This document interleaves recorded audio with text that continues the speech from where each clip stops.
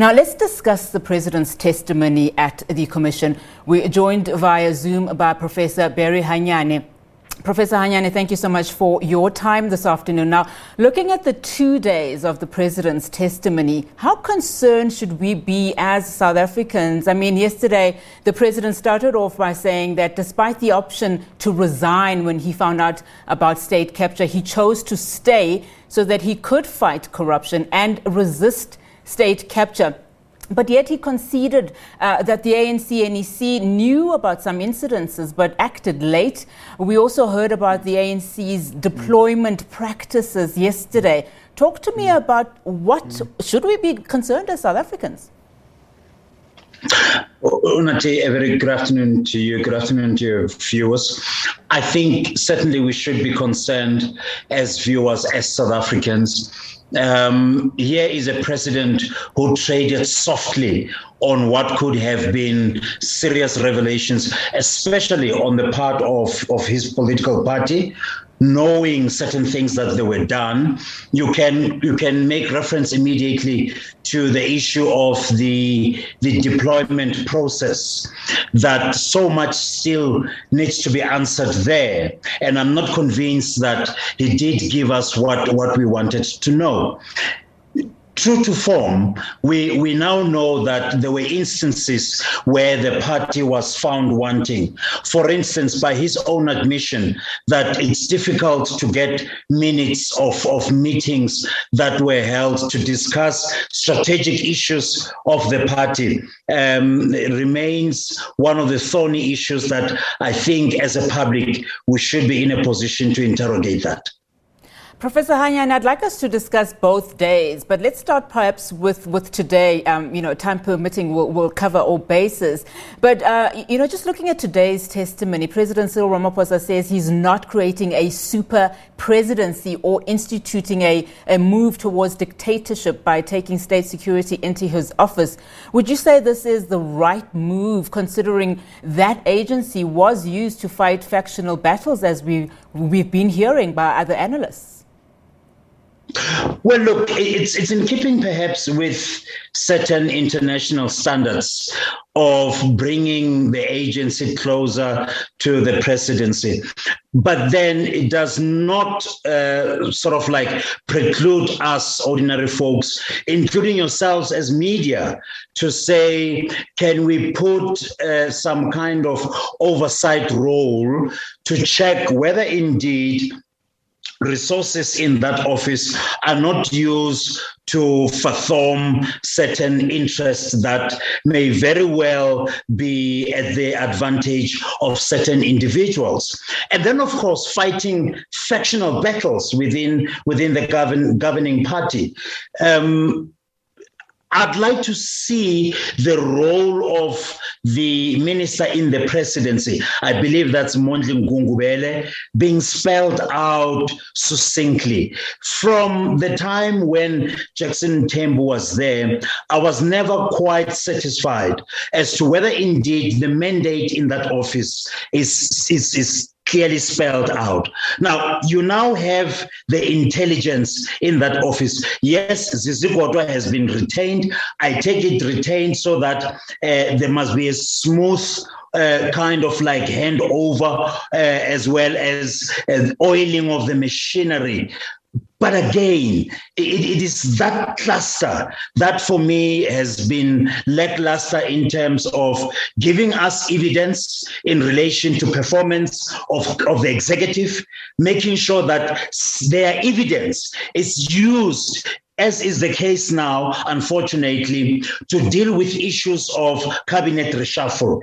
We don't see administrative science, unfortunately, taking precedence in this administration. Instead, it seems as if political interests supersede what one can refer to as administrative science. I mean, in his testimony, President Cyril Ramaphosa was saying something along the lines of South Africans always want to have these changes be made, overnight. And he was essentially saying he needs time to clean up government, saying that he believes that in the State Capture Commission, as an example, gives us a moment of truth that it will be a final washing machine of sorts. So taking that into consideration, I mean, there is that 2018 report, that high-level report into the State Security Agency. Do you think we'll see some sweeping changes in that agency now that we know that Mr. Mufamadi is also involved now with the SSA? Unati, what was lacking today, which I suspect overall was a missed opportunity, was to take the nation into confidence and tell us, especially some of us who are public administration students, to say, this is how I intend to reform government and not necessarily the state. You hear him sort of like sweeping both areas as if they are one whenever it suits him. They are not. We would like to basically focus on whether government as a machinery, starting from national, provincial to local government, it's a machinery that is well-oiled, that's going to be well-oiled. Instead, constant reference to anti-corruption references was somewhat of a norm. But I think here a missed opportunity was observed in that he could have went further to say, take the example of the Northwest Province, where 22 municipalities, none of them got a clean audit. What do we do? The role of the premier, is it something that we leave to the premiers and to the party themselves to figure it out? Where does political influence and where does administrative influence start? So that in the end, we are clear that when we fight corruption, it's not about issues of bickering between party leaders, one claiming to be at the behest of the other in terms of victimization. It's not about that. It's about making sure that the state overall, but then more precisely, government is maintained as a clean machinery, and then, of course, to the benefit of everyone. I think these 2 days did not give us that. It was more of wanting to protect the party when it suited him, but rightly so, reminding us that the issue of social cohesion, the issue of democracy, the issue of clean government still remain noble principles that his administration would want to achieve. Interesting observations, Prof. Prof, one last question before I let you go. Your thoughts on the testimony he made linking the Gupta family as having very close relations and being friends with the former President Jacob Zuma? He was very diplomatic. I listened to that very carefully. Each time there was a need to bring that chapter, as it were, as part of the overall testimony. And of course, an indirect reminder to the chairperson that you dare not, in your final report, leave that aspect out.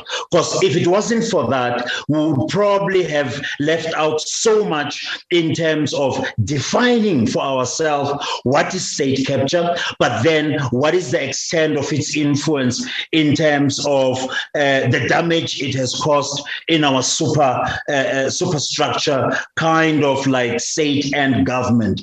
What was disappointing, allow me to add, Unati, quickly, is the fact that when he touched on the issue of whistleblowers, which were instrumental, by the way, in heightening the influence of the Guptas, he did not go further to say, as much as they played a very important role, perhaps as a state, we should look at how best to compensate them, how best to provide the right word, how best to provide repatriations of sorts, to say to them, guys, the state is behind you, the state does care in relation to your testimony given, and therefore this is the protection that the state is willing to go in giving you. We didn't hear that. Instead, it was just a blanket acknowledgement, which I think another opportunity was missed. A very, very important observation. And in fact, he went on to say that we should encourage a system where we allow people to come out and to whistleblow. But we've we saw those whistleblowers, coming out there yesterday. And I mean, the testimony that they were giving to our reporters outside of just how their livelihoods are just basically non-existent. It is an unfortunate situation indeed. Thank you so much, Professor, for your time this afternoon. Really do appreciate it, Professor Barry Hanyane.